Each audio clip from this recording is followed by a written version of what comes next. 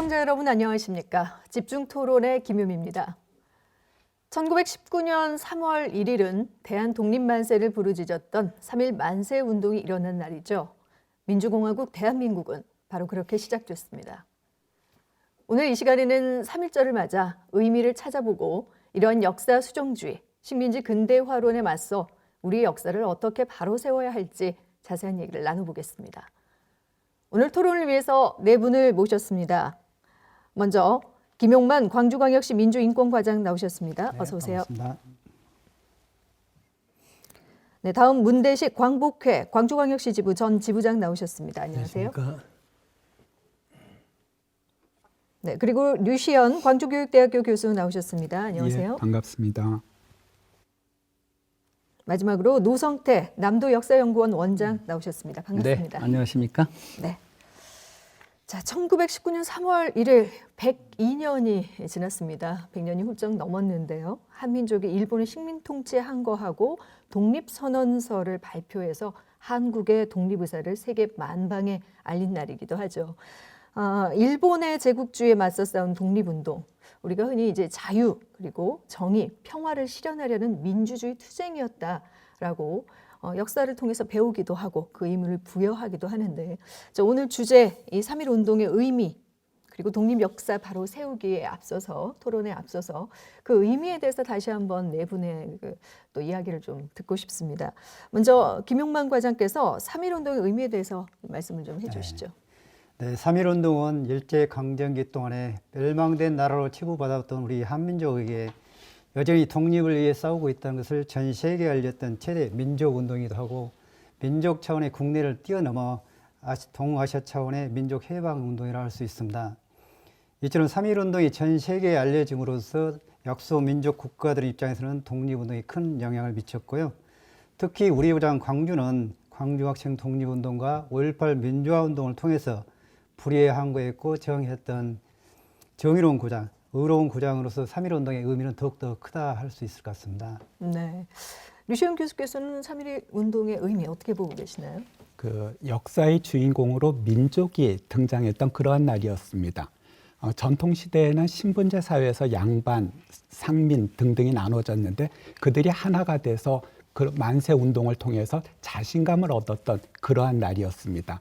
그래서 민족공화제가 처음으로 등장을 했었고, 일제가 무단 통치에서 문화 통치로 바꿨던 그러한 결과를 낳게 됐습니다. 그래서 3.1 운동은 전 민족적 전국적 운동이라고 부르고 있습니다. 네, 민족의 어떤 포커스를 맞춰서 또 의미를 또 해석해 주셨는데요. 혹시 뭐 덧붙이실 말씀 있으십니까? 네. 네, 뭐 3.1 운동은 수백만이 참여한 민족적인 거사였잖아요. 전 세계에 대한민국의 역량을 과시했었던 유감없이 그런 사건이었다고 생각이 되고요. 이런 역량이 지금 102년 뒤에 오늘 대한민국을 건설 10대 경제 강국, 뭐 코로나 방역 모범국으로 발전시켰던 원동력은 아닌가 이런 생각이 하나 들고요. 네. 또 하나는 뭐 유 교수님 말씀하셨습니다마는 3.1 운동을 계기로 황제의 나라 대한제국이 대한민국 백성의 나라로 바뀌게 되는, 백성이 주인이 되게 되는 계기가 됐던 사건이었기 때문에 혁명으로 이렇게 불려야 된다라고 생각을 하고요. 네. 2년 전에 광주에서도 3.1 운동, 3.1 혁명 100주년 기념사업회라고 하는 혁명이라는 용어를 썼던 것이죠.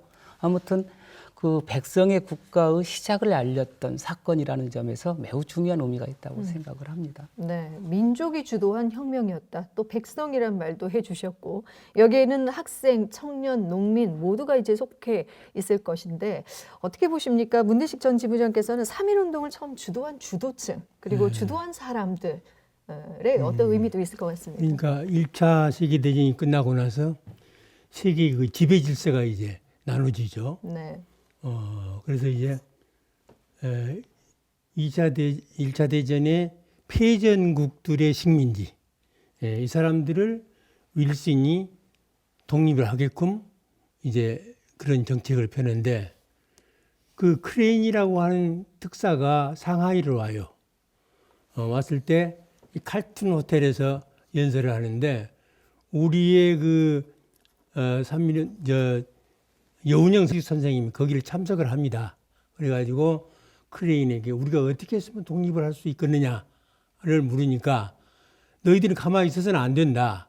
무엇인가를 전 세계의 사람들에게 보여줘야 한다.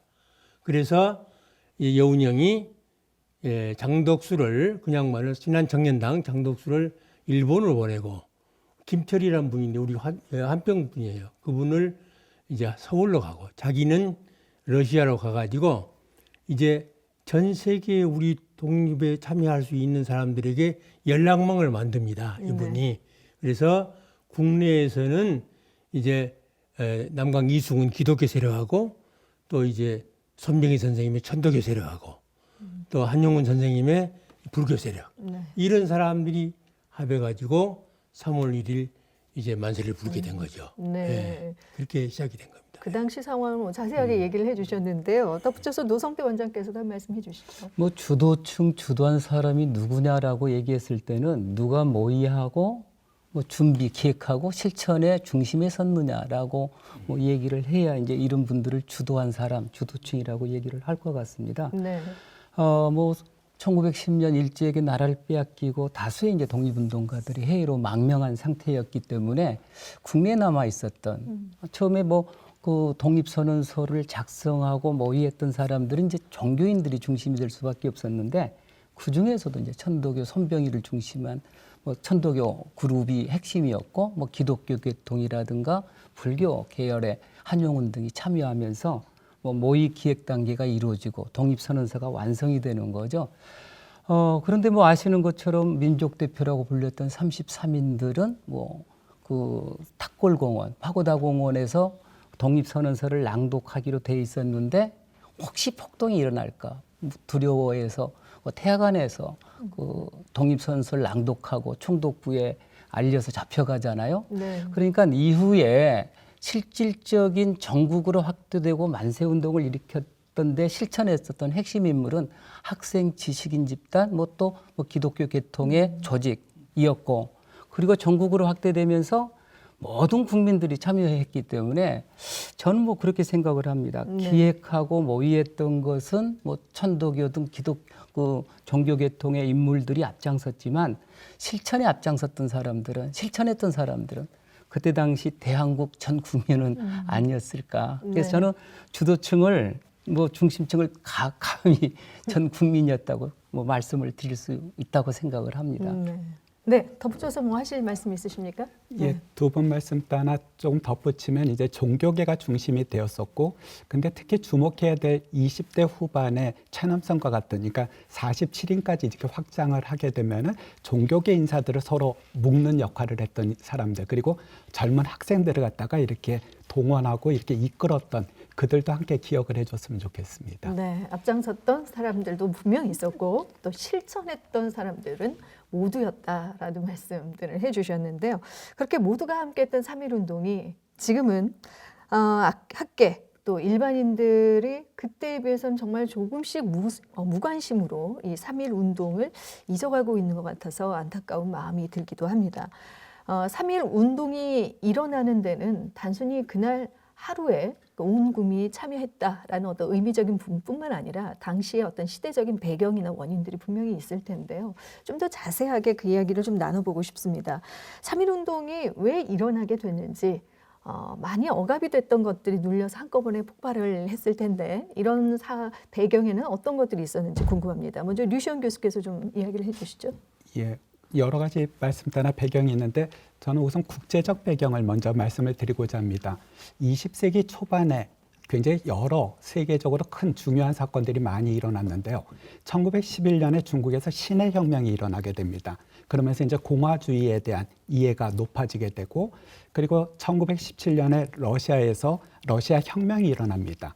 그러면서 이제 민중의 힘들에 대해서 알게 되고, 그리고 1914년에서 18년 사이에 제1차 세계대전이 일어나게 됩니다. 전쟁의 원인을 살펴보니까 식민지 문제에서 비롯되었고, 식민지 문제를 해결하는 여러 움직임들이 일어나게 되고, 잘 알려져 있다시피 미국 대통령 윌슨의 민족 자결주의도 그래서 등장을 했던 것 등등이 국제적 요인이라고 말씀드릴 수가 있겠습니다. 네, 류시원 교수께서 이제 국제적인 어떤 배경에 대해서 살펴주셨는데요. 자, 문대식 전 지부장께서는 국내 배경에는 어떤 것들이 있었는지 좀 살펴주시죠. 무단 통치 시대에 가혹한 정치 때문에 이제 독립운동을 할 수가 없어요. 네. 그러다가 이제 독립의금부가 임병찬이 하는 이 독립의금부가 왕조 정권으로 이으려고 하다가 비밀이 누설돼 가지고 이게 실패를 하고 또 1915년에 대한광복군이라는 박상진 의사가 했던 것도 역시 실패하고 이리 가다가 1917년에 이제 해외에서 이제 상하이 대동단결선언 또 이제 무호독립선언 1919년 길림에서 있었던 무호독립선언 이러한 것과 또 이제 일본에서 있었던 YMCA에 있던 28독립선언 또 하나는 고종의 독살설 이런 것 때문에 이제 3.1운동이 일어나게 되는 국내적인 배경이 아닌가 이리 생각하고 있습니다. 그렇군요. 어쨌거나 3.1 운동, 1919년 이후에 다양하게 펼쳐진 독립운동의 물줄기는 3.1 운동에서 비롯됐다라는 말이 있을 만큼 그 이후에 노동운동, 농민운동, 학생운동 다양한 어떤 운동의 촉발, 기폭제가 된 건 사실인데요. 그렇다면 3.1 운동이 시작돼서 그 전개 과정도 좀 궁금합니다. 노성태 원장께서 좀 설명을 해주시죠. 네, 아까 조금 말씀은 드렸습니다만은 원래 독립 선언서를 준비했었던 아까 종교계 인사들이 탑골 파고다 공원에서 2시에 3월 1일을 디데이로 잡고 2시에 독립 선언서를 낭독하기로 되어 있었는데 유혈 충돌을 피하기 위해서 장소를 바꾸죠. 그 파고다 공원 가까이 한 300m 정도 떨어진 태화관이라고 하는 그 음식점에 가서 거기서 독립 선언서를 낭독하고 그리고 조선 총독부에 전화를 걸어서 모두가 잡혀가면서 일단 상황은 독립 민족 대표의 역할이 이제 거기서 끝나게 되고요. 네. 그리고 이제 파고다 공원에서는 수천 명의 학생 시민들이 모여서 독립 민족 대표가 오기를 기다리고 있었는데 오지를 않는 겁니다. 그래서 경신학교 출신이었던 정재영이라고 하는 청년이 독립 선언서를 낭독을 하고 그리고 시내로 진출하게 되는데 이때 시내로 진출하면서 이제 만세 시위에 참가했던 사람들이 수만 명으로 이렇게 늘어나게 되는 거죠. 여기서 끝나는 게 아니라 이후 이제 3.1 독립 만세 운동이 전국 각지로 학생이라든가 이런 분들에 의해서 확산되면서 어디도 일어나지 않는 곳이 없었는데 우리 지역 광주는 1910년 3월 10일 광주 천변에 있었던 큰 장터에서 시작된 우리 지역 최초의 최대 규모의 3.1 운동이 또 일어나게 되는 겁니다. 네, 문대식 전 지부장께서 한 말씀 해주시죠. 3.1 운동 아까 좀 빠진 게 있는 것 같아. 네네. 상해에 있었던 임시정부 수립이라는 거거든. 거기서 대한민국이라는 게 생겨나는 거야. 그다음에 이제 의열투쟁, 약산 김원봉이 길림에서 만들어진 의열투쟁이 만들어지고, 그다음에 이제 그 이듬해 가서 이제 청살리 전투나 또는 이제 봉오동 전투 같은 그 대단한 무장투쟁이 벌어지게 되고, 그다음에 이제 우리 국내에서는 그 후로 농민운동, 노동운동, 애국개몽운동들이 펼쳐나가기 시작했다. 네. 그래서 아시아에서 가장 큰 민족운동이다. 이렇게들 이야기를 하는데 우리가 만세를 불러서 민주공화국으로 만드는 과정에 아시아 다른 지역에서는 이제 중국에서는 이제 오사운동이라는 운동이 있었고, 네. 이집트에서는 민족운동이 있었고, 또 이제 인도의 비폭력운동, 또는 베트남이 프랑스 지배를 받았거든. 여기 독립운동. 또 네덜란드 지배를 받았던 인도네시아. 이런 모든 아시아의 식민지 국가들이 대한민국의 이 3.1 운동으로 영향을 받아가지고 네. 모두가 독립운동을 전개했다 하는 것이 대단한 중요한 의미가 있지 않냐 생각이 됩니다. 또 광주의 3.1 운동은 어땠는지에 대해서 좀 더 구체적으로 설명을 해주시죠. 지금 여러 가지 설이 좀 있습니다. 분명한 것이 안 나오고 네. 그런데 광주에서는 28 독립선언서를 정광호 선생님이 28 독립선언을 참석을 하시고 그분들이 선언서를 가져오세요. 오셔가지고 이제 이 최홍종 선생님이라고 광주의 아주 대부죠. 그 당시 그분 또는 또 이제 김철 선생님 이런 분들하고 어떻게 했으면 우리가 독립운동을 할 것이냐를 고민을 하다가 김필수 목사가 서울에서 내려와 가지고 최홍종 목사하고 김철 선생님을 서울을 데리고 올라갑니다. 3월 5일 날. 네. 근데 서울에 올라가서 이 최홍종 선생님은 거기서 만세를 불러버리고 그러다가 잡혀가요. 근데 김철 선생님은 내려와 가지고 목정 최한영 선생님이랑 같이 우리가 여기서 독립운동을 하자. 네. 그래가지고 남궁혁 그 목사님 집에서 모든 준비를 다 합니다. 해가지고 3월 8일 날 하려다가 이제 그 준비가 덜 돼가지고 3월 10일 날 작은 장터에서 오후 3시에 하자. 해서 그날 이제 수피아 학생, 숭일학교 학생들 이제 주로 이제 사람들이 이제 그쪽 양진동 사람들, 광주 농고 사람들, 그리고 또 일부는 이쪽 일곡지구의 그 노씨들, 범씨, 이씨들이 많이 살아요. 네.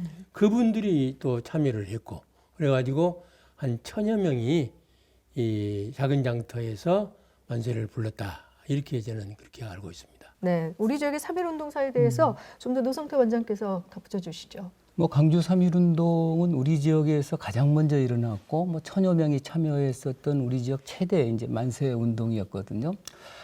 광주 3.1운동을 들여다보면서 매우 중요한 모의하고 기획했었던 핵심 그룹이 두 그룹이 있습니다. 하나는 신문잡지 종남소라고 하는 그 단체의 젊은 지식인 그룹이 있었고 그때 당시 이제 보통학교나 농업학교를 졸업했었던 이 지역의 젊은 청년들이 있었고 또 하나는 뭐 우리 문대식 선생님 말씀하셨습니다마는 그때 당시 이제 그 최흥종 장로님이라든가 김복현 나중에 이름을 김철로 바꿉니다마는 양림동 계통의 그 기독교 그룹이 있었습니다.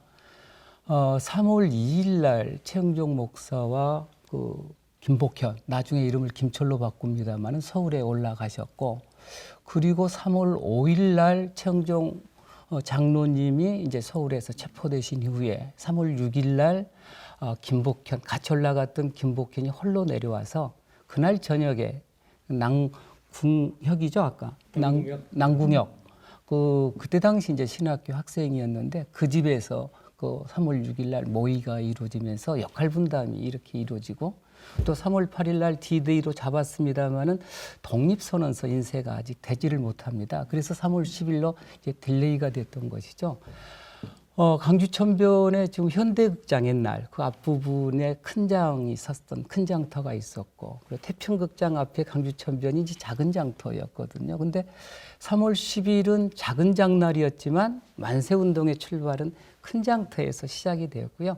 그리고 300여 명의 큰 장터에서 최초로 만세를 불렀던 시대들이 작은 장터로 옮겨왔고 말씀을 드렸습니다마는 숭일 수피아 여학생과 장터에 나왔었던 시민들이 합세해서 1000여 명이 대규모 만세를 부른 뒤에 지금 그 쭉 강주 충장로 우체국 쪽으로 가는 길이 서문통이었는데 뭐 그쪽으로 쭉 갔다가 우체국에서 왼쪽으로 돌면은 그때 이제 번종통이라고 그랬잖아요. 충장로가 나옵니다. 그 일대에서 뭐 대규모 시가 이루어졌고 그리고 이제 이때 출동했었던 일본 헌병, 뭐 경찰 등등에 의해서 아마 뭐 강주 분들이 많이 아실 거예요. 소피아 여학생이었던 윤영숙이 왼팔이 또 잘리는 그런 뭐 끔찍한 사건이 또 일어나기도 했습니다. 아무튼 104명이 체포되어서 구속되어서 재판을 받았던 뭐 우리 지역 최대 만세운동 사건이었죠. 네, 광주의 3.1운동사에 대해서 뭐 자세한 얘기를 해주셨습니다.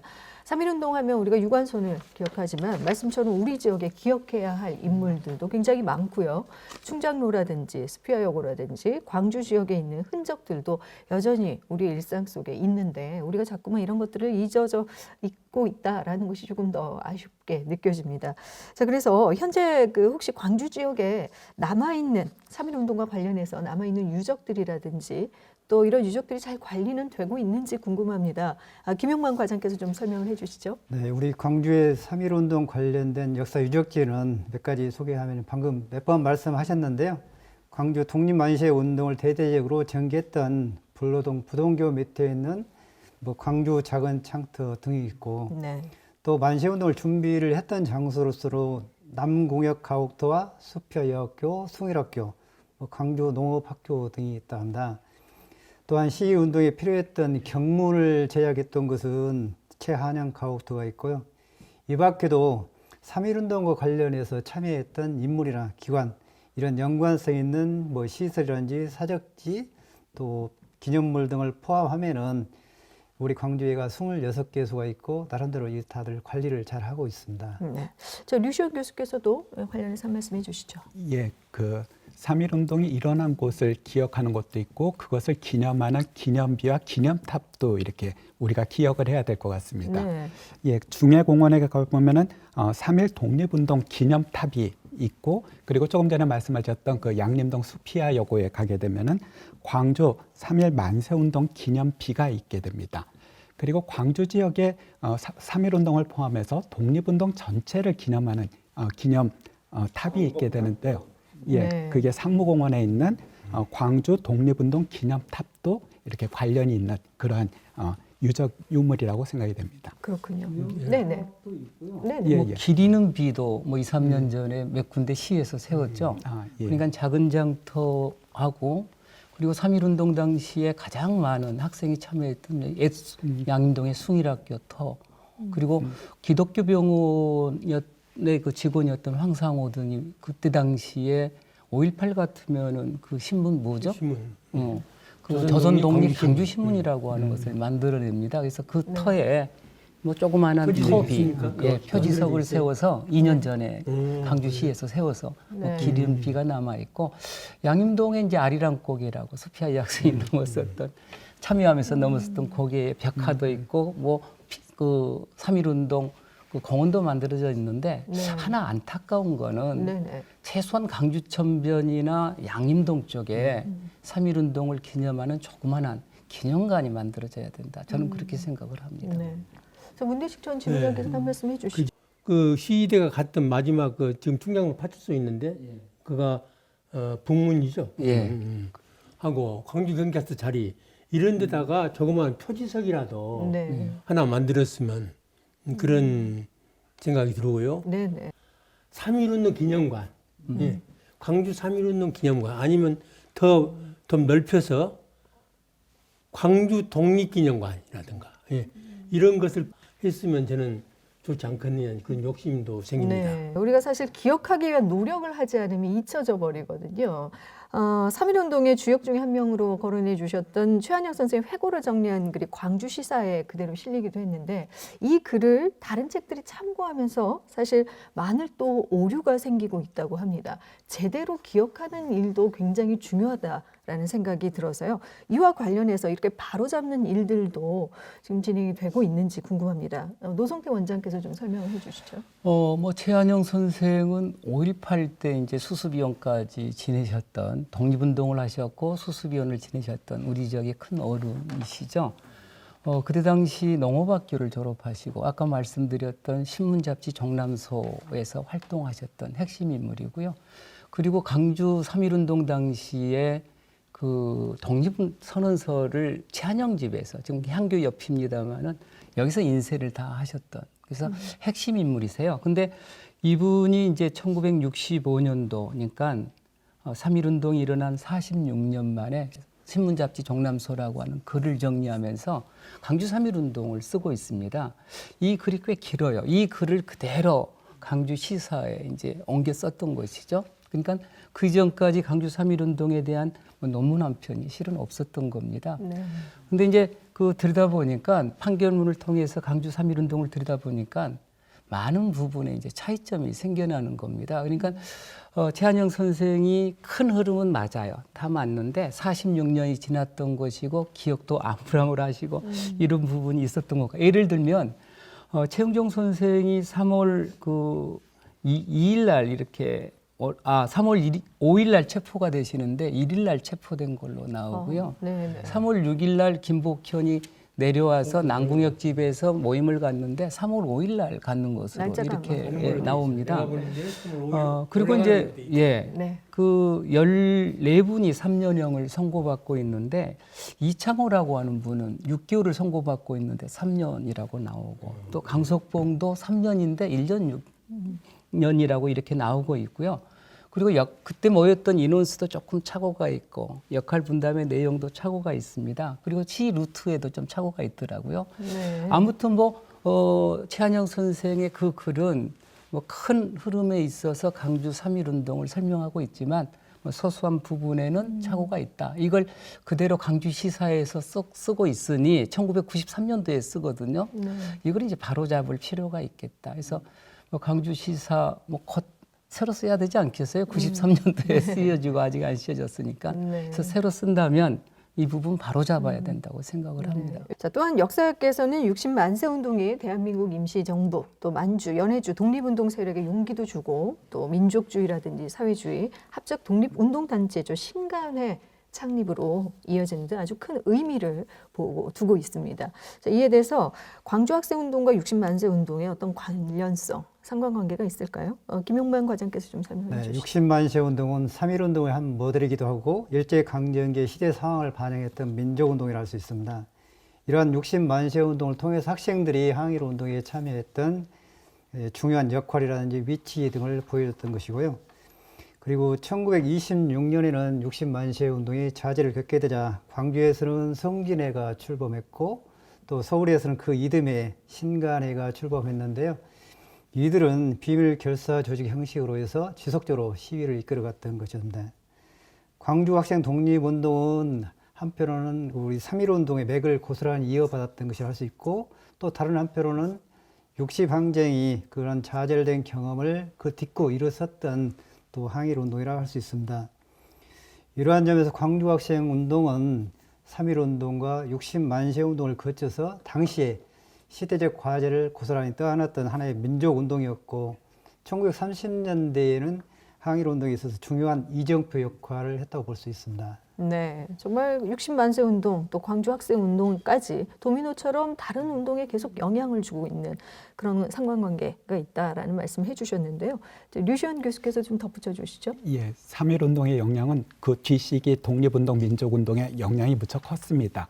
그러니까 당시에 독립운동가들 회고록을 보게 되면은 당신인들이 경험했던 3.1운동의 경험들이 그 뒤에 민족운동의 큰 자산이 되었다라고 하는 그러한 기록들도 굉장히 많이 남아 있습니다. 더불어서 3.1운동이 만세 시위운동이었습니다. 만세를 독립운동의 한 방안으로 활용을 했다면 그 형식은 그 뒤에 60만세 운동과 광주학생운동에도 계속 이어지게 됩니다. 그리고 그 3대 민족운동 가운데 다 전국적인 민족운동인데 특히 29년의 광주학생운동의 경우는 광주라는 지역의 명칭이 전국으로 확장이 됐던 것들도 함께 의미를 부여할 수 있다고 생각을 합니다. 네, 광주에서 시작됐다는 지역명이 전국으로 예, 확장됐다는 어떤 의미도 설명을 해주셨습니다. 우리가 그 독립 역사를 바로 세우는 것과 관련해서 좀 더 자세한 얘기를 좀 나눠보겠습니다. 사실 독립 역사를 바로 세우는 일이야말로 우리가 그토록 바라는 자주 독립 또 민주의 완성이다라고 할 수 있을 텐데요. 그런 의미에서 지금 남아있는 친일 잔재를 청산하는 일, 이것과 연관지어 볼 수 있을 것 같습니다. 자, 우리가 친일 잔재라는 말을 이제 하는데 의미가 무엇인지, 친일 잔재라는 것은 무엇을 의미하는지부터 좀 문대식 전 지부장께서 좀 설명을 해주시죠. 광주 시내만 말씀드릴게요. 네. 성진초등학교라고 광주학생회관 앞에 있습니다. 그건 바꿨어요. 옛날에 백일초등학교예요. 백일이 누구냐면 김백일이라는 사람이 옛날에 성경이 지금 장성에 가 있는데 거기에 이 보병학교 교장이야. 육군 소장인데 그 사람이 어떤 사람이냐면 만주에서 간도 특설대 타도하는 장교로 있던 사람이야. 그럼 간도 특설대는 뭐냐면 우리 독립군만 잡으러 다니는 사람이야. 그 사람의 이름을 따서 백일 초등학교라고 한 거야. 그 자리가 어떤 자리냐면 보병학교 사격장이에요. 사격장. 네. 그래서 백일 사격장 그러니까 그걸 이제 밀고 택지로 개발했는데 그러면 백일 기구로 하자. 아무도 모르니까. 그러다가 나중에 이제 안 된다 해서 그 학교를 100일 초등학교니까 고치자. 네. 그래가지고 상당히 오랜 시간에 걸쳐서 그 성진 초등학교로 고친 거예요. 네. 그 성진이란 말이 성진회 강조학생 운동의 최초의 비밀단체인 성진에서 따온 성진 초등학교로 해서 그건 완결이 됐고 네네. 지금 또 하나 이제 마지막으로 말씀드리고 싶은 것은 이 송정리 가면은 공원에 대한민국의 신사가 하나 있어. 우리가 광복이 됐을 때 전국의 면 단위로 전부가 다 신사가 있어. 근데 광복이 되니까 우리 민족이 꽃갱이 들고 삽 들고 가서 때려 붓는 것이 제일 먼저 부순 것이 신사야. 네. 그런데 지금까지도 버틴 곳은 송정리야. 대한민국에서 광주, 광산구. 그러니까 그게 이제 제가 옛날에 개인적으로도 많이 이야기를 했었고 또 이제 전대 교수, 건축학 교수보다 직접 와서 봐라. 이게 신사야 아니냐. 해가지고 신문에도 MBC에서도 한번 나고 했는데 네. 작년에서 이제 단죄비를 세웠어요. 설명 이건 일본 신사다. 네네. 교육 차원에서 이런 것이 있다는 것을 이제 우리가 애들 가르치자. 네. 그렇게 지금 말씀드립니다. 네, 구체적인 사례를 통해서 이제 말씀해 주셨지만 우리가 모르고 있는 일제 식민 시대에 남아 있는 뭐 건물이라든지 장소 또는 친일 인물까지도 이 친일 잔재라고 이제 말씀을 표현을 해 주셨는데요. 김영만 과장께서도 좀 덧붙여 주시죠. 네, 친일 잔재는 일제 강점기 동안에 일제의 침략이나 약탈 정책을 뭐 정당한 것이냐 동조하고 지지하는 일제 식민 통치 침략 전쟁에 적극 협력함으로써 민족문제연구소에서 발간했던 친일 인명 사진에 수록된 친일 인사들이 있습니다. 네. 근데 이들의 공적이 칭송되거나 또 그들의 작품 활동이 자랑하는 형식의 뭐 비문이라든지 누정 현판 등이 있습니다. 또한 친일 인사가 작사 작곡했던 우리 일부 중고등학교와 대학교에 있는 학교 교과 등도 일부 있고요. 네, 네. 또 일제 강점기에 만들어졌던 식민지 잔재물로서 군사 통치 산업 시설이 있는데요. 지하 동굴과 같은 산업 군사 시설도 있고 민족 정신을 말살하려 했던 방금 뭐 광주 신사나 광종원 신사나 송정원 신사 같은 신사의 잔재물도 있고 또 수탈 목적으로 썼던 산업 시설도 있고 일제 강점기에 명칭이 부여됐던 지명 같은 것도 역시 친일 잔재를 할 수 있습니다. 네, 정말 100년이 넘었지만 원래 그 취지나 의미를 숨긴 채 우리 일상 모든 곳에 스며들어 있다라고 해도 과언이 아닌데요.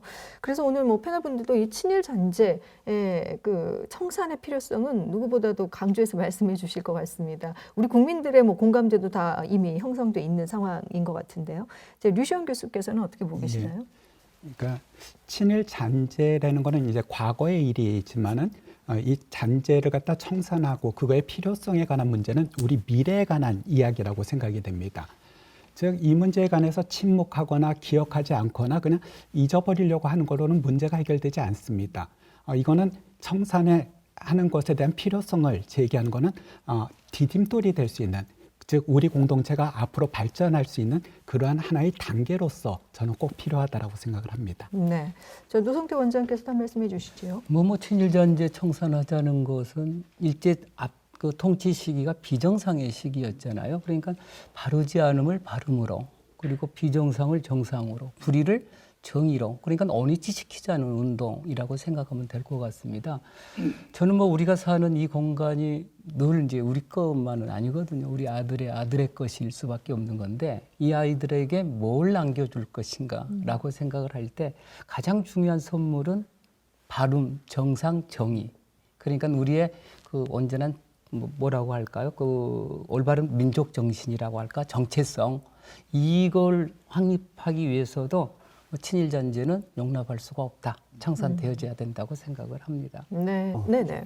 이제 우리 광주시 같은 경우는 지난 1960년도에 현재 중앙로 일대 확장 공사를 시행했답니다. 네. 그런 가운데 광주 시내에 흩어졌던 각종 비석들을 광주공원 일원에 모아놓고 광주공원 사적 비군을 하면서 이제 관리를 해 왔었습니다.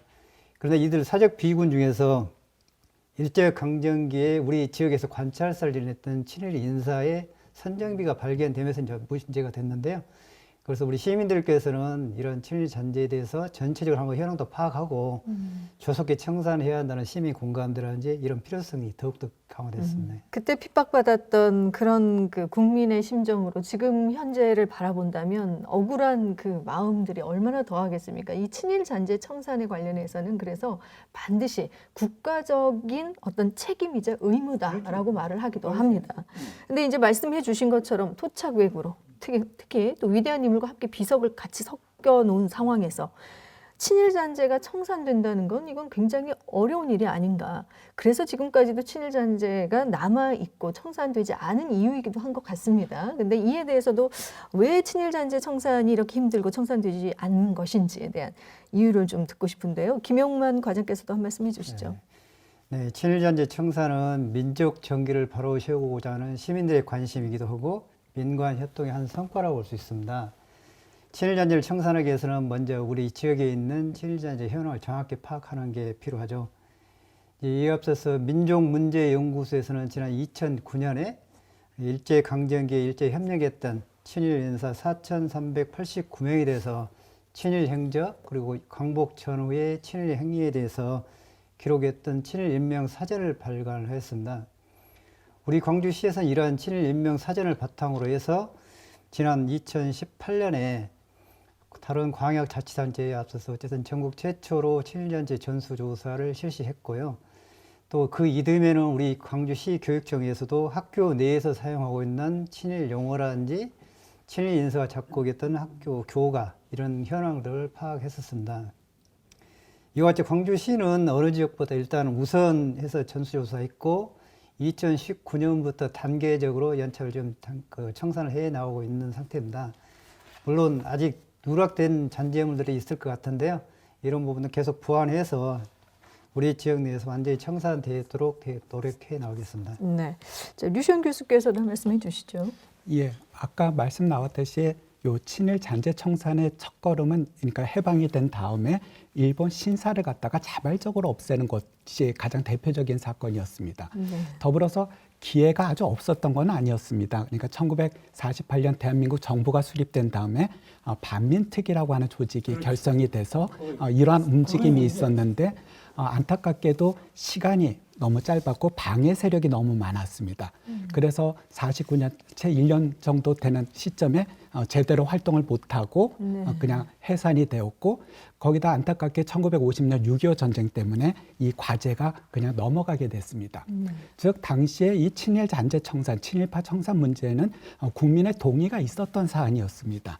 하지만 그것들을 갖다 집중적으로 하는 시간이랑 그 노력들이 집중돼야 된다는 것이 우리들에게 주는 교훈이라고 말씀드릴 수가 있겠습니다. 네. 그래서 지금 이렇게 남아있는 친일 잔재들을 우리가 이제 찾아내서 조사하고 그리고 이런 것들을 어디에 어떻게 있고 어떻게 청산을 해야 할 것인지에 대한 어떤 그런 일들이 이제 같이 병행돼야 할 텐데요. 지금 친일 잔재 현황이 조사된 게 있나요? 노성태 원장께서 좀 말씀해 주시죠.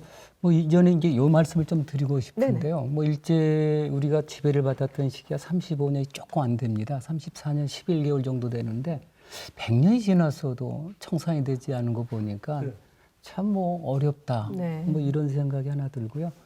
우리 유 교수님 말씀드린 대로 절호의 기회가 반민특위 해방 직후, 대한민국 건국 직후에 있었는데 날려버렸고, 그리고 이제 이렇게 먹고 살다 보니까 동력들이 떨어져 가는 것 같아요. 그런데 어떤 계기가 있어야 되는데, 큰 계기가 1995년도에 광복 50주년, 50주년이었죠. 김영삼 정부 때.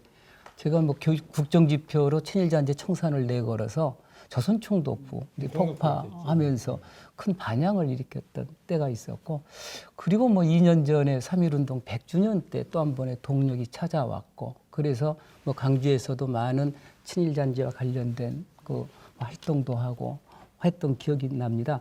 그래서 100주년이 되었던 2019년도에 아마 강주시청에서 영역을 줬겠죠. 강주 친일잔재 조사 영역이 주어졌고 네. 보고서가 이렇게 만들어져서 제출이 됐는데 우리 김용만 과장님 아까 다 말씀하셨던 내용들입니다. 친일인물, 강주 출신으로 친일인물, 노주봉 등 91명을 기초조사를 해서 보고서를 냈고요. 노주봉은 광주 학생 독립운동 당시에 우리 학생들을 직접 고문했었던 악독 형사로 이렇게 이름을 날렸던 사람입니다. 그 다음에 계속 얘기 나왔죠. 광주공원에 관찰사였던 윤웅열, 이근호, 손종비 등 식민 잔재가 조사되어 있고요. 그리고 이제 그 사월동이라든가 광주학생 독립운동 언저리에 지금 사직공원 밑에도 있습니다만은 그 일제가 파놓은 굴들이 굉장히 많이 있습니다. 그런 군사시설도 조사가 됐고요. 그리고 전라남도 도청도 일제시대 때 만들어졌던 건물이고 또 광주 신사 말씀을 나왔습니다만 이런 통치시설, 사상 주입시설도 있고요. 전남도시 제사공장 같은 양동에 지금 굴뚝이 남아 있습니다만은 이런 산업시설 등등 아무튼 일제가 이 땅에 남겼던 잔재들의 조사가 되어져 있는데 네. 조사되어지는 것으로 끝나서는 안 되죠. 그래서 네. 실패한 역사 속에서도 교훈을 삼을 수가 있는 네거티브 유산들인데 아시겠지만 유럽에서는 다크 투어리즘이 굉장히 활성화돼 있잖아요. 똑같은 가오 되풀이지 않기 위해서는 이걸 어떻게 이제 교육의 현장으로 활용할 것인가 이런 지혜가 좀 필요해 보입니다. 네, 물론 광주시가 친일잔재 청산을 위한 의지를 강력하게 밝히기도 했고 그 노력에 대해서는 김용원 과장께서 좀 더 구체적으로 설명해 주실 수 있을 것 같습니다. 네. 광주시는 친일잔재를 청산하기 위해서 민관학계 20여 명으로 광주 지역 친일잔재 조사 TF팀을 꾸렸고 10번의 이상의 회의를 가지면서 친일잔재 조사에 대한 전체 현황을 파악하면서 청산 조사 이후에 청산 및 활용 방안에 대한 종합계획을 마련해 봤었습니다. 지난 2019년부터 추진했는데요. 2019년 1월 달 말까지는 조사 용역을 마쳤고 그 이후에 광주 공원 내에 있던 윤웅열, 이근호, 홍난유 친일 인사 3사람에 대한 선정비를 치욕감을 느낄 수 있도록 뽑아가지고 땅에 눕혔고 옆에다가 단죄물을 설치했습니다. 또 광주 공원 내에 있는 신사 계단과 바로 인근에 있는 양림동 지하동굴 이 8개에 대해서도 단죄문과 안내판을 설치하는 등 1차로 청산을 했고요. 그 이듬해 2020년에는 원효사 경내에 있는 송아무개의 부도비와 부도탑 그리고 너리째 유아숲 공원에는 역시 서정도의 시비가 있고요. 또 사동의 양파장이라든지 세아동의 숲향각 이 속에도 시문이 있습니다. 이분들 것. 그다음에 송정 공원 내에 송정 신사의 잔재물로도 많이 있는데요. 이러한 것들을 해서 21개의 잔재물에 대한 단죄문과 안내판 등을 설치했습니다. 이제 금년에는 광주 향교 내에 있는 비각과 사월산 지하동굴 등을 포함해서 9개에 대한 잔재물을 청산할 것인데요. 이렇게 하면 금년까지는 1단계로 잔재물 청산을 완료하고 좀 누락된 부분은 어쨌든 더 추가해서 보완하도록 할 계획입니다. 이렇게 청산된 결과에 대해서는 후세대 자라나는 학생들 또는 후세대들이 교육의 장으로서 방금 말씀하신 다크 투어리즘 공간으로 만들어가는 것도 계획하고 있고요. 친일 인사가 작곡했던 학교 교과도 18개가 있는데 이는 이제 광주시 교육청 주관으로 추진을 하고 있습니다. 현재는 광덕 중고등학교와 대동고 등 7개 학교 교과는 개정이 완료됐고 나머지 학교에 대해서도 지금 광주시 교육청 주관을 해가지고 그런 부분을 협의해 나가고 있습니다. 네. 중고등학교의 교과들은 대부분 이렇게 다 바꿔졌습니다. 특히 반독재 민주화의 성지라고 부르는 강주에서 친일 인사들이 만든 그 교과는 저는 용납될 수가 없다고 생각이 듭니다. 강주일고가 이제 대표적인 경우인데요. 근데 불행하게도 아쉽게도 좀 이 지역의 최고 학부인 전남대학교 교과가 아직 움직이지를 않고 있습니다. 그래서 그 방송을 꼭 보신다면 전남대학교 교직원 총장이야 전향적으로 좀 검토를 해주는 게 굉장히 안타깝더라고요. 네. 그 말씀을 좀 드리고 싶습니다. 네, 친일잔재 청산은 아직도 갈 길이 먼 듯합니다. 말씀해주신 것처럼 곳곳에 그 통치 시설이나 또 시설과 관련된 친일 청산도 중요하지만 물론 당연하고 익숙했던 것들에 대한 유래를 알고 역사를 바로 알고자 하는 그런 우리 국민들의 인식 전환도 이 친일잔재 청산을 하는데 또 필요하리라는 생각이 듭니다. 자, 지금부터는 정말 독립을 위해서 일제시대 그 힘든 시기에 열심히 그 독립운동을 했던 분들이 지금의 시대를 살아가면서 그분들에 대한 예후는 어떻게 돼 있고 또 그분들을 우리가 또 기억해야 하기 때문에 그런 작업들이 잘 되고 있는지에 대한 내용으로 좀 토론을 이어가 볼까 합니다. 먼저 그 지금 보훈제도가 전쟁 때문에 그 희생이 된 분들의 좀 이제 포커스를 두고 외국과는 다르게 한국의 경우에는 일제 강점기, 한국 전쟁, 군사 독재, 민주화 운동 이런 역사적 사건을 겪으면서 보훈 대상도 굉장히 다양하다고 들었습니다. 독립운동이나 민주발전 또 기타 공익 분야의 희생자나 공헌자분들도 지금 보훈 대상에 포함이 되는 거죠. 국가유공자가 그래서 어떤 사람들을 국가유공자로 또 하는지 이런 정의들도 그래서 조금 혼란스럽기도 한데요. 류시원 교수께서 좀 자세히 설명을 해주시죠. 예, 이 문제를 갖다가 이렇게 관할하고 처리하는 국가기구가 국가보훈처라는 곳이 있습니다. 세종시에 국가보훈처가 있고 그 홈페이지에 가면은 요 내용들이 자세하게 나오고 있는데요. 우선은 국가유공자, 국가에 공이 있는 분들은 군인, 경찰, 공무원과 같은 그러한 관직, 공직 생활을 하시는 분들이 있고 지금 말씀 주셨듯이 6.25 전쟁에 참가했던 그러한 분들 그리고 4.19 혁명에 참가했던 민주화 운동을 했던 그러한 분들이 국가유공자가 되게 됩니다. 그리고 두 번째로 또 독립유공자가 있습니다. 독립이라고 말이 붙었듯이 그 일제강점기 그리고 한말 시기부터 의병운동부터 일제강점기에 활동을 했던 분들로 순국선열과 애국지사 중심으로 그분들에 대한 그 예우와 그 보상, 후손들에 대한 보상을 담당하라는 그러니까 독립유공자와 국가유공자는 그렇게 구별이 되게 됩니다. 네, 혹시 덧붙이실 말씀 있으십니까? 네. 근데 제가 광복 회원이니까 이 제도가 참 독립유공자 기준을 1895년에 민비 을미사변 그때 전기 의병 붙어서 1945년 8월 14일까지 국가를 위해서 이제 돌아가신 분이라든가 부상을 당했다든가 감옥에 갔든가 이런 분들에 대한 예우 차원에서 보상을 하는데 그게 우리가 1948년 정부가 수립되고 바로 이게 작업이 돼야 되지. 그러다가 이제 자유당 정부 끝나고 이제 박정희 정부 들어와서 6.25 전쟁 때 이제 많은 사람들이 희생당하고 이런 분들에 대한 예우를 해줘야겠거든. 네. 그래서 박정희 정부 때 와서 이제 원어법을 만들었어. 원어총이 그때 원어총이라고 했고. 그런데 그 여기만 하다 보니까 아니 그러면 일제 36년 동안 죽은 사람이나 다친 사람이나 감옥에 간 사람 어디 것이냐? 이것도 해줘야 될 거다 새 정부에서. 민주국가니까 이제. 그래서 이제 써준 거야 이게.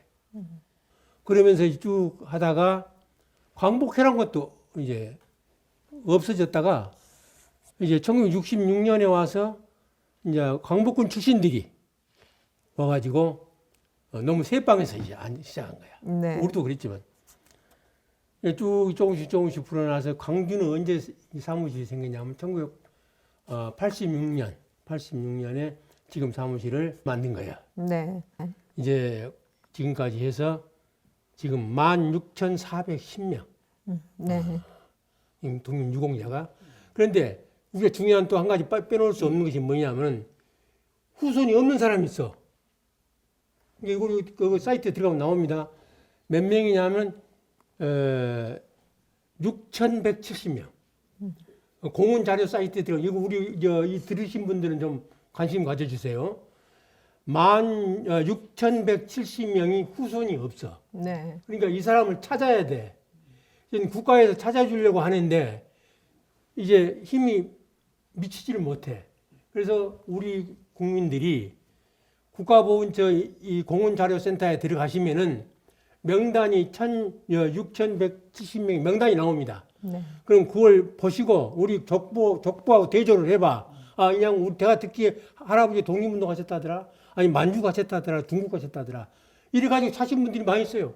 공원자료실 사이트에 들어가시면은 네. 독립유공자 미후손 독립유공자 후손을 찾습니다. 그 사이트가 있어요. 거기 들어가셔가지고 열심히 찾아줄 수 있다. 네. 자, 이렇게 국가 유공자라든지 독립 유공자를 이제 그 보훈 대상자로 놓고 어떤 예우와 또 혜택을 주는지도 또 시민분들이 아셔야 될 것 같아서요. 노승태 원장께서 좀 이에 관련해 설명을 해 주시죠. 네, 뭐 모든 거를 뭐 저국과 민족 또 사회 공동체를 위해서 또 그 시대 정신의 실천을 위해서 바쳤으니까 그분들의 본인이라든가 후손들에게 저희 뭐 살아있는 오늘 우리들이 혜택을 드리는 것은 뭐 저는 당연하다고 생각을 합니다. 그 몇 가지 혜택을 말씀을 뭐 드려보면은요, 그 보훈 급수에 따라서 뭐 보상급이라고 하는 보훈연금이 뭐 일정 부분 지급이 돼 있고요. 지급이 되고 있고, 그리고 공무원이라든가 각종 취업 시에 가산점을 부여받고 있습니다. 그리고 뭐 보훈병원도 있잖아요. 의료시설, 의료 혜택도 받고 있고, 또 본인이 돌아가시면 국립묘지에 또 안장이 되고 있습니다.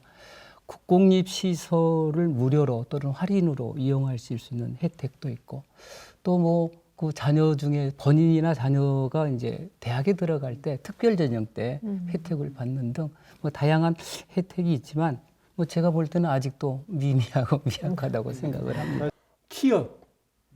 취업을 할 때 네. 예를 들면 아시아 여기 자동차 공장 몇 명, 그럼 거기서 몇 프로 정도는 이제 우리 독립유공자뿐만 아니라 국가유공자 후손도 똑같은 비율로 해서 취업할 수 있는 기회를 제공하고, 또 이제 시험을 봐서 들어갈 경우 공무원 같은 경우 이런 경우에도 5% 어떨 때는 10% 좀 다른 점도 있지만은 네. 거기에 대한 혜택을 좀 받고요. 연금 문제도 건국훈장 대한민국장, 건국훈장 대통령장, 네. 건국훈장 독립장, 애국장, 애족장, 또 이제 포장, 대통령 표창까지 7등급이 있어요. 네. 대통령유공자는. 그래가지고 그 등급에 따라서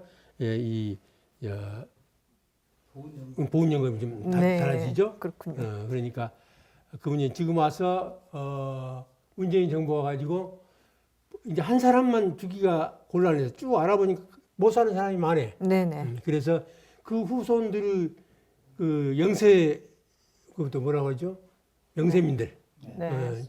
가난한 사람들. 네. 이걸 조사해가지고 한 사람만 줄 것이 아니라 그 사람들에게 일정한 기초생활수급자 정도의 그 지금 연금을 네. 주고 있습니다. 그래서 네. 상당히 좋은 제도가 아닌가 그렇게 생각이 돼요. 김용문 과장께서 좀 더 정리해서 말씀을 해주시죠. 네, 보훈 대상자는 국가보훈처 통계에 의하면 금년 1월 말로 전국에서는 한 84만 1,092명으로 되어 있고요. 그중에서 우리 광주시에 거주하신 분이 하여튼 해당하신 분이 2.8%인 23,793명으로 나와 있습니다. 유형별로는 독립유공자가 8,363명이고 국가유공자가 40만 1,683명, 참전유공자가 26만 6,490명, 그 외에도 이제 보훈보상 대상자라든지 고엽제 후유증, 5.18 민주유공자, 특수임무유공자, 제대군인, 준용대상, 지원대상 등 이렇게 분류되고 있고요. 3.1운동과 관련해서 독립유공자는 이제 순국선열과 애국지사로 아까 분류된다고 말씀했는데요. 네. 국내외에서 일제히 국권 침탈에 반대하거나 그런 독립운동을 항거하다가 그 직접적인 원인으로 인해서 순국하신 분은 순국선열, 또 항거한 사실이 있는 분은 애국지사로 해가지고 분류해서 관리하고 있습니다. 네. 이 독립유공자의 경우에 현황이 지금 있나요? 류시영 교수께서 조금 더 설명해 주시죠. 그 아까 말씀 네네. 문 선생님께서 말씀 주셨듯이 네네. 독립유공자가 지금 2021년 2월 현재 16,400명 조금 넘습니다. 네. 그러니까 자료를 보시면은 알겠지만 이렇게 매년 조금씩 늘어나고 있습니다. 그것들은 후손들이 신청을 하는 것도 있지만 국가보훈처에서 자체 조사를 통해서 발굴을 통해서 독립유공자가 점점 늘어나고 있고 그렇군요. 광주와 전라남도를 따로 분류하지 않고 합쳐가지고 7.7% 정도 이렇게 그 독립유공자가 있는 것으로 이렇게 현재 자료에 나와 있습니다. 네. 그중에 이제 강주 전남이 1,266명으로 지금 이렇게 되어 있습니다. 네. 근데 조금 이제 아쉬움이 있어요. 경북이 제일 2,279명으로 제일 많고, 뭐 충남, 경기, 경남에 이어서 강주 전남이 15개 시도에서 6인데, 저는 뭐 이 부분이 좀 아쉽습니다. 아시다시피 호남은 한말 최대 의병 항쟁지였고, 1909년의 경우는 참여 의병 그 인원수의 60%가 강주, 전남, 전북, 호남인이었거든요. 2019년에 국가보훈처에서 의미심장한 자료를 발표를 했는데 네. 독립운동 관련 수형인 뭐 전수조사를 했는데 5,323명 중에서 강주, 전남이 무려 1,985명, 37.3%나 차지합니다. 경북 404명에 비해서 압도적으로 많음에도 불구하고 왜 우리 강주, 전남의 그 독립유공자 포상을 받은 사람이 적을까? 아마 그 여러 가지 이유가 있다고 생각이 되는데 그 중에 하나는 뭐 우리 지역의 연구가 조금 미진한 부분은 없지 않는지 네. 뭐 이런 부분을 좀 얘기를 하고 싶습니다. 네, 부족한 점을 말씀해 주셨고요. 그리고 또 한 가지 가짜 독립유공자를 색출하고자 전수조사를 하겠다라고 국가보훈처가 밝힌 적이 있어요. 100주년을 맞이해서. 이 가짜 독립유공자라는 것은 대체 무엇인지. 네, 김용만 과장께서 먼저 좀 이야기를 해주시죠. 독립유공자 공적 전수조사는 이제 친일 행기 여부와 또 2018년에 김정수 일가가 이른바 가짜 유공자 서운 취소와 관련해 가지고 일부 언론에서 그런 필요성이 제기되었고요. 또 국정감사할 때도 정부 차원에서 이러한 대책 마련을 요구함에 따라서 추진하게 되었답니다. 국가보훈처에서는 2018년까지 서운된 독립유공자가 15,000여 명이 되는데 이들에 대한 허위공적, 친일공적, 또 중복포상 여부 등을 연차별로 조사하고 그 결과에 따라서 서운도 취소하거나 또는 보험급여금을 환수하는 등 그런 조치를 해나가고 있다 합니다. 금년까지는 과거에 국가보훈처라는 기구가 전담 기구가 없어서 또한 공적조사가 좀 심사가 상대적으로 미흡했을 것으로 예상되는 1977년 이전의 소원자 1,384명을 집중적으로 좀 조사를 하고 있다고 합니다. 네. 거기다 덧붙여서 말씀드린 것은 네네. 그 가짜 허위 그 독립유공자가 내용을 보면은 독립운동 하면서 이제 선친일 후 독립. 이게 젊어서는 내가 독립운동을 했어. 네. 근데 변제를 해갖고 춘원 이광수처럼 이제 반민족 행위를 한 거예요. 친일파가 되어버린 거지. 그런데 묻혀진 것이 아니라 드러난 사람들이, 네. 예, 그분들이 이제 친일파를 했던 사람들이 하고 또 하나는 허위 공적서를 작성한 사람이 있어. 네. 그냥 순 가짜로 해가지고 한 사람이 있고 또 하나는 동일인 중복서운이라는 말이 나오는데 네. 이제 우리 김영관 선생님이 있는데 후손이 둘이요. 이제 한 사람이 다 받아먹고 있어. 근데 우리 할아버지가 김영만이에요. 똑같아 이름이. 네. 그러니까 이제 어떤 수를 썼던가 모르지만 이제 내가 또 신청을 한 거예요. 해가지고 받아버렸어. 네. 그렇게 허위로 해가지고 한 사람들이 모두 합해서 39명이야. 네. 그래서 좀 국가에서 지금 그걸 전부 저희 한 걸로 알고 있고 네네. 아까 말씀드린 대로 1977년까지 받으신 분들 초창기에 좀 혼란스러운 점이 많이 있었기 때문에 네. 이분들을 다시 재전수 조사를 하는 걸로 제가 알고 있습니다. 그렇군요. 자, 노성태 원장께서도 한 말씀 해주시죠. 뭐 두 분 다 말씀을 해주셔서 네. 뭐 더 드릴 말씀은 없습니다만 국가보훈처가 이제 올해 서면으로 청와대 독립유공자 공적 전수조사를 전부 뭐 마치겠다라고 했으니 네. 지켜볼 필요가 있고요. 그리고 뭐 가짜는 당연히 그 말도 안 되는 일이잖아요. 네. 서운이 박탈되고 어니치 시키는 거 아까 그 비정상을 정상으로 바꾸는 게 중요하다고 생각이 됩니다. 한 사례만 하나만 말씀을 네네. 드리면 김진성이라고 하는 분은 그 30년대 국민부 참사로 참여했었던 독립운동가이신데 후손들이 중국에 살다 보니까 국내에 살던 같은 이름을 가진 김진성의 후손들이 독립유공자를 이렇게 만들어서 뭐 그 뭡니까 현충원에까지 안장돼 있고 또 그 딸은 뭐 무려 뭐 20여 년 가까이 아까 연금을 타먹고 있었던 이런 뭐 상황도 있었습니다. 이분이 네. 국내에 들어와서 확인하니까 그렇더라는 것이죠. 네. 아무튼 뭐 바로 잡아졌습니다만은 가짜 이건 안 되는 말입니다. 네, 말씀해주신 것처럼 동명이인이거나 동인에 대한 중복, 또 허위, 또 혹은 독립운동을 하다가 친일을 하면서 이런 친일했던 거. 네. 선친일 후 독립은 네.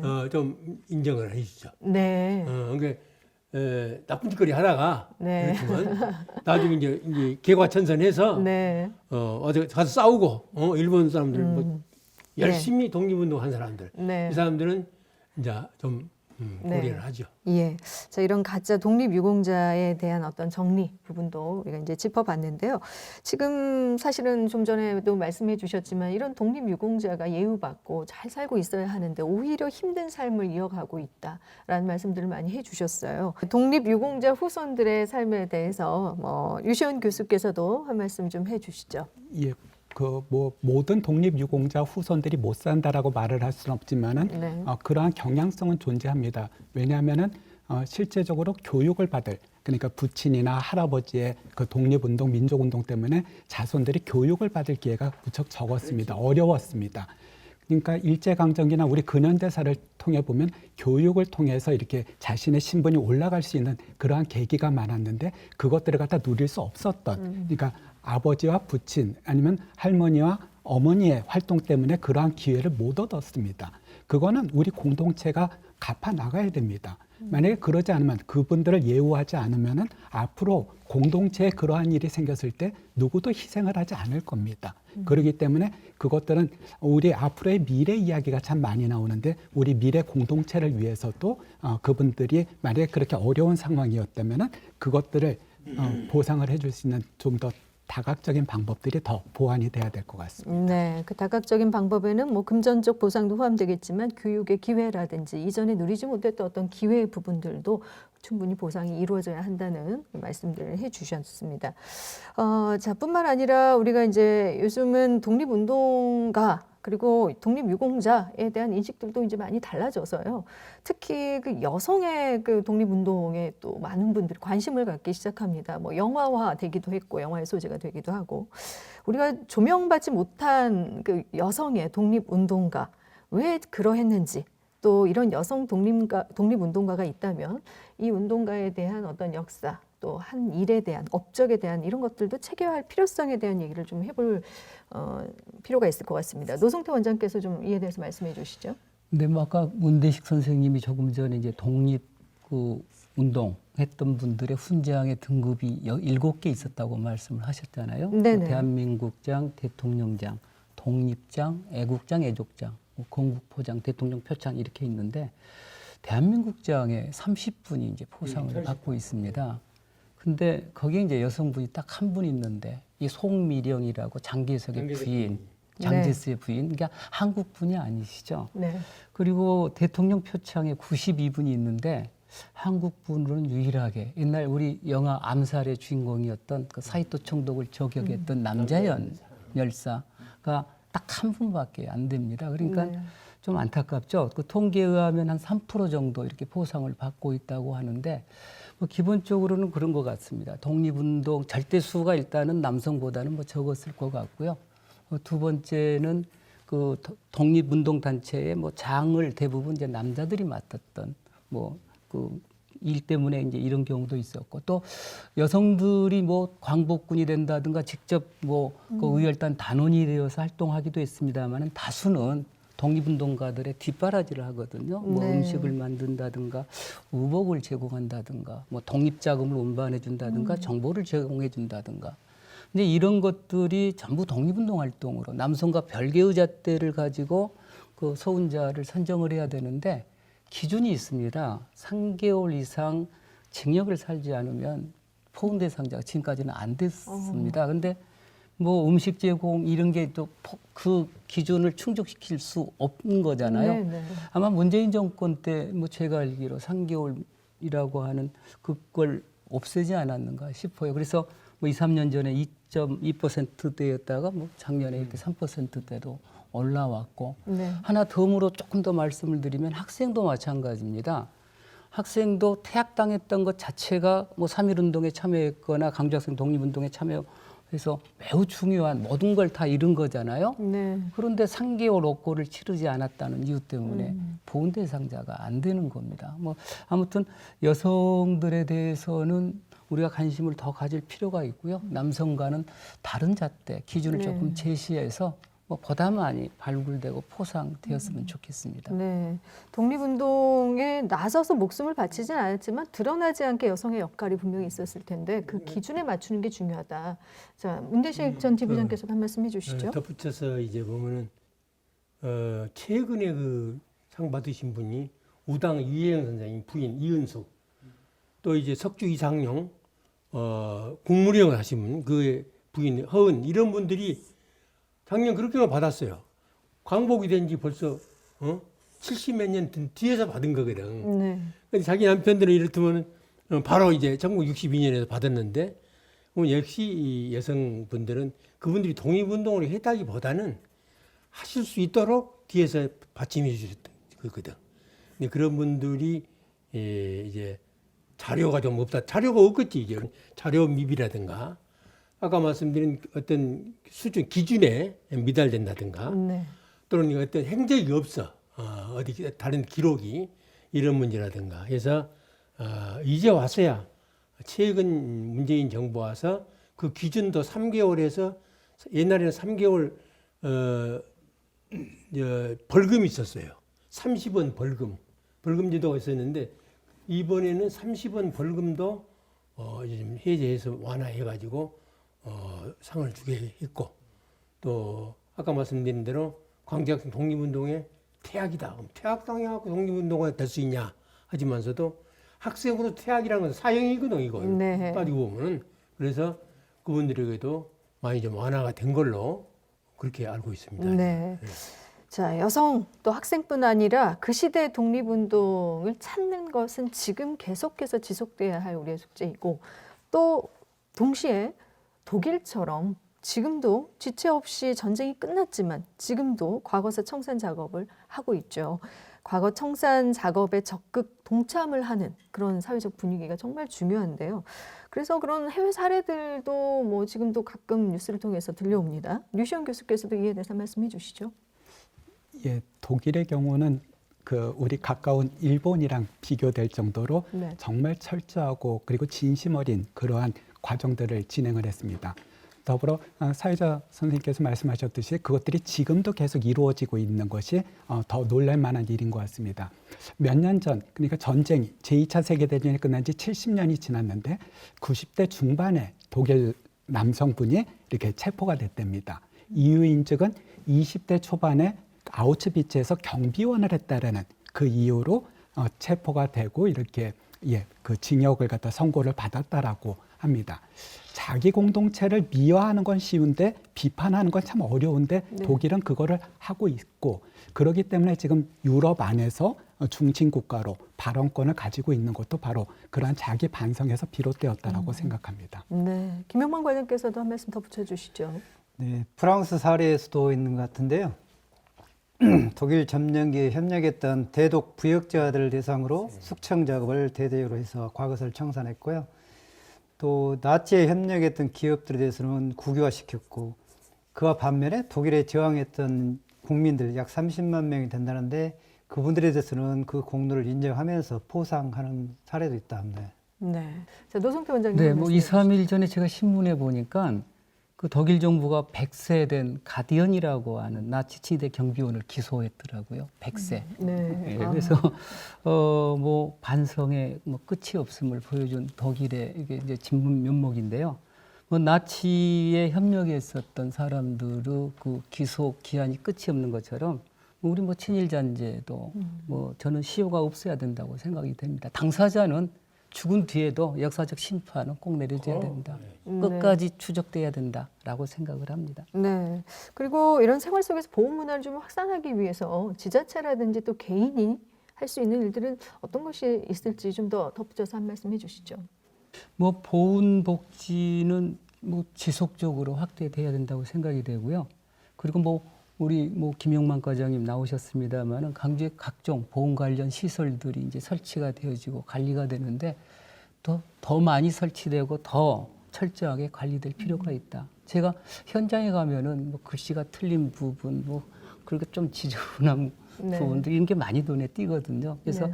일단 만들었다고 해서 끝나서는 안 되고요. 그다음에 보훈 정신이라고 하는 게 정의로움의 정신이잖아요. 학살을 위한 다양한 행사가 이루어져야 된다고 생각이 되는데 저는 뭐 쭉 지켜보면은 뭐 지자체 차원에서는 쉽지가 않아요. 그러니까 이런 걸 집행하는 시민단체를 지원하면 아주 꾸준히 뭐 지속될 수 있는 부분이거든요. 그래서 시민단체를 지원을 강화했으면 좋겠다라고 생각이 되어지고 그다음에 이제 그 현장은 늘 학생 시민들의 역사 체험 장소로 활용할 수 있는 고민들이 필요할 것 같습니다. 네. 자, 문두식 전 지부장께서도 지자체나 개인들이 우리가 일상에서 할 수 있는 어떤 노력들이 있을까요? 한 말씀 아까 해주시죠. 그 공원 사료집에 보면 후손 없는 독립유공자 네. 이분들을 찾아내는 작업을 국가에서 일부 하지만 아주 미비하거든요. 이런 부분이. 또 그것뿐만 아니라 호남 의병 관계도 당시 죽거나 행불되거나 이런 사람들이 4천 명 이상이 거의 돼요. 이런 분들이 그분들은 발굴조차도 안 되는 거예요. 어느 시민단체에다가 이걸 하나 영역을 줬으면 좋겠어. 근데 독립유공자 후손 찾기하고 그다음에 독립유공자를 만드는 작업. 지금 명단이 다 있어요. 의병에 참여하시면 3.1운동에 참여하시면 이런 명단이 있으니까 그분들의 그 일제시대에 있었던 재판기록문 그런 게 영역을 줘가지고 전문적으로 하는 사람들한테 영역을 줘서 그 사람들도 독립유공자로 찾아내고 지금 독립유공자인 사람을 후손을 찾아내서 보상을 해주는 방법하고 이 두 가지를 우리 시에서 한번 관심을 좀 가져주셨으면 합니다. 네. 우리 여성 이제 그 네네. 독립운동가 수가 절대적으로 적잖아요. 네네. 근데 뭐 훨씬 많이 있을 걸로 추정이 되는데 이걸 국가보훈처에서만 하려고 하면 안 된다고 저는 생각을 합니다. 네. 그러니까 관련 단체에게 이런 영역을 주면 많이 찾아낼 수 있을 거예요. 그럼요. 그러니까 우리 독립운동가들 누가 찾아내서 뭐 심사하냐면 그렇죠. 예, 보훈처의 연구위원들이 하는데 연구위원을 뭐 계속해서 늘릴 수는 없는 거고 이런 뭐 우리 시도 마찬가지일 것 같습니다. 관련 사회단체가 나서준다면은 훨씬 빨리 할 수 있지 않을까 생각이 네, 듭니다. 보훈 문화의 확산은 그러니까 관련 기관이 있지만 그 주체는 우리 모두가 될 수 있도록 시민이 함께 해야 된다라는 말씀을 해주셨습니다. 자, 그리고 또 한 가지 조상 없는 개인이 없고 역사 없는 민족이나 국가가 없다는 말 아시겠지만 아무리 강조해도 지나치지 않는 것이 바로 역사 교육의 중요성입니다. 우리가 3.1절을 매년 보내지만 이 의미를 잘 교육을 해서 후손들에게 계속해서 기억할 수 있는 일, 바로 그게 교육의 역할일 텐데요. 자, 뭐 필요성에 대해서 다시 한번 강조 차원에서 한 말씀씩 좀 들어보겠습니다. 류시원 교수께서 한 말씀 해주시죠. 그러니까 역사는 과거에 일어난 일이나 사람들의 활동을 말합니다. 근데 역사 교육의 경우에는 학생들, 즉 미래 세대를 대상으로 한 그러한 교육입니다. 그러니까 역사 교육은 미래를 염두에 둔 그러한 교육이라고 이야기를 할 수가 있고요. 오늘의 주제가 3.1운동이듯이 즉 3.1운동, 1919년 3.1운동을 해서 독립이 곧 오지는 않았습니다. 그리고 안중근 의거가 있었다고 해서 나라가 이렇게 곧 회복되지는 않았습니다. 역사 교육에서 중요한 거는 저는 만약에 그 시절에 1909년에 안중근 의거가 1919년에 3.1운동이 만약에 없었으면 우리 교과서가 우리 역사책이 얼마나 이렇게 부실할까 허전할까를 이렇게 이야기해 주는 것도 중요하다라고 생각합니다.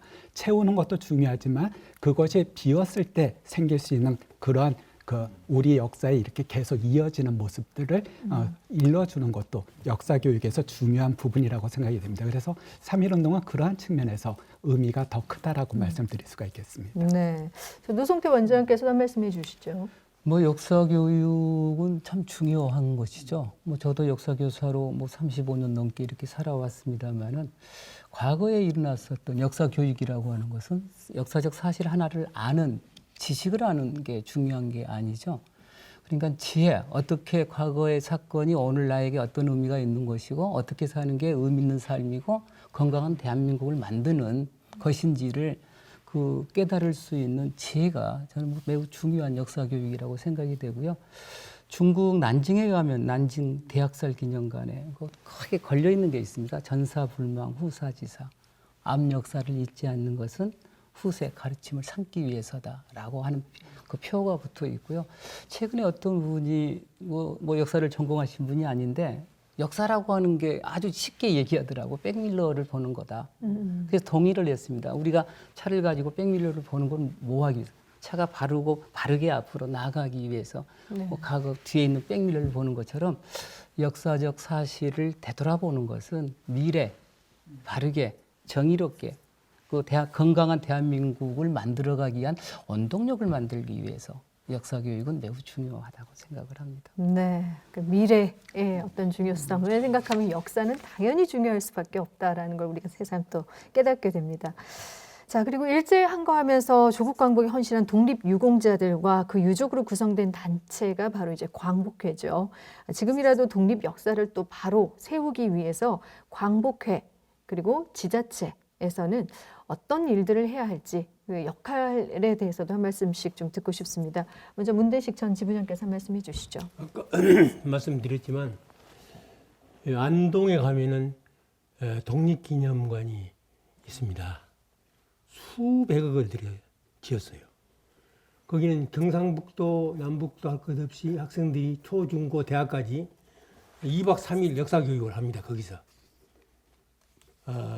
그래서 우리도 지금 광주, 전남, 전라북도까지 해서 독립기념관이라고 내놓을 것이 없어요.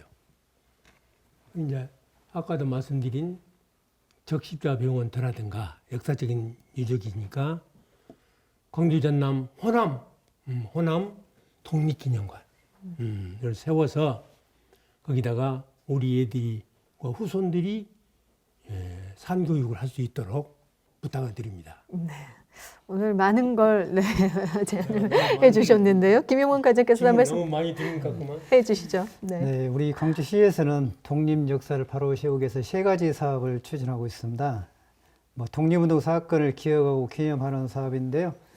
독립운동 사적지에 대한 근대 역사를 이해하고 또 교육 자료로 활용할 수 있도록 표석과 안내판을 설치하는 것으로 해서 2018년에는 한말 호남 의병 어등산 전적지로에서 5개소를 설치했었고 2019년에는 광주 독립운동 행진로 동판과 표석 이런 것들 한 6개소에 설치했었습니다.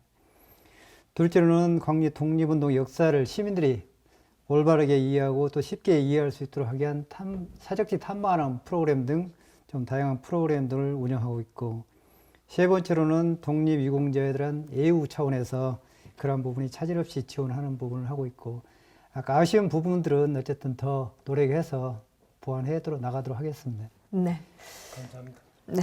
자, 오늘 3.1 운동의 의미와 또 독립 역사에 대해서 네 분의 패널들이 좋은 말씀들을 많이 해주셨습니다.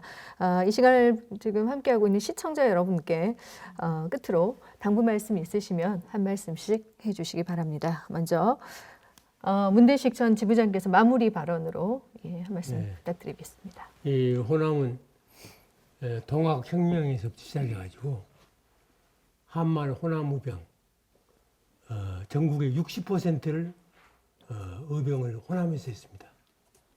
이어서 3.1운동, 또 광주학생 독립운동도 모체가 광주에서 시작해서 전국의 320개 학교 5만 4천 명이 참여하도록 하는 것이 광주학생 독립운동이었고 이어서 뭐 4.19 할 것 없이 5.18은 더 훌륭한 민주화운동이었고 이제 지금까지 이 촛불혁명까지 우리 광주 시민들이 민주화를 위해서 많은 노력을 하신 걸로 알고 있습니다.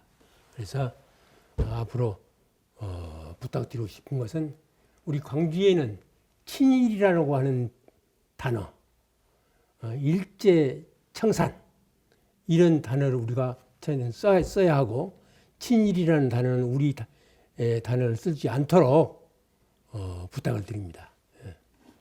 다음 김용만 과장께서 마무리 말씀해 주시겠습니다. 지금 3.1운동이 발생한 지가 100여 년이 넘는 시점에서 3.1운동에서 보여줬던 비폭력 저항 정신을 이어받아 최근까지도 시민 촛불혁명을 통해서 민주주의를 쟁취하고자 많이 노력하고 있습니다. 특히 지난해부터는 우리 코로나19로 인해서 어렵고 힘든 시기임에도 불구하고 또 우리 광주 시민들은 나름과 연대 정신을 발휘해가지고 광주 공동체를 어느 지역보다도 잘 만들어가고 있다 생각합니다. 시청자 여러분께서는 어려운 고비마다 잘 이겨내었듯이 정의로운 광주 정신을 기억하시면서 같이 한번 더 힘을 내줬으면 합니다. 감사합니다. 네. 다음 노성태 원장께서 마무리 말씀해 주시겠습니다. 광주 전남은 늘 시대 정신에 앞장섰던 실천지였죠. 임진왜란 한말 최대 의병 항쟁지였고 오늘 저희들이 얘기했었던 주제였던 3.1운동 최대 항거지였을 뿐만 아니라 광주 학생 독립운동의 발발지기도 했습니다. 그리고 해방 이후에는 반독재 민주화 운동의 중심지였죠. 그래서 광주 정신 하면 이제 정의로움이라고 얘기를 하는데요. 이러한 새로운 이 광주 정신인 정의로움이 21세기 새로운 시대 정신인 통일로 연결되는 그런 꿈을 광주 전남 도민들이 시민들이 꾸었으면 좋겠습니다. 네. 마지막으로 류시원 교수께서 마무리 말씀해 주시겠습니다. 예, 오늘의 큰 주제가 3.1운동이고 3.1운동은 독립운동의 여러 작은 물질들이 모여서 커다란 강을 이루었던 사건이었습니다. 민족이 주인공으로 등장을 했듯이 그들이 커다란 자신감을 가졌던 그러한 경험이었습니다. 대한민국의 역사를 보면 그러한 자신감을 얻었던 몇몇 이렇게 일들이 있었습니다. 그러한 역사적 경험들을 갖다 계속 살려나가면서 우리 역사들을 풍부하게 만들 수 있는 것이 오늘의 그 역사적 교훈이라고 생각을 합니다. 네, 오늘 3.1운동 의미와 독립 역사 바로 세우기라는 주제로 토론을 진행했습니다. 한일 간의 역사 갈등은 비단 어제 오늘의 일만은 아닙니다. 우리가 지금 단죄하지 않으면 그 거짓은 우리 후손에게 파고들어 음지의 독버섯처럼 자라날지도 모릅니다. 역사를 바로 세우는 일의 시작은 거짓으로부터 우리 후손을 지켜내는 것이라는 사실 기억하시길 바라면서 오늘 이 시간 마무리 짓겠습니다. 함께해 주신 여러분 고맙습니다.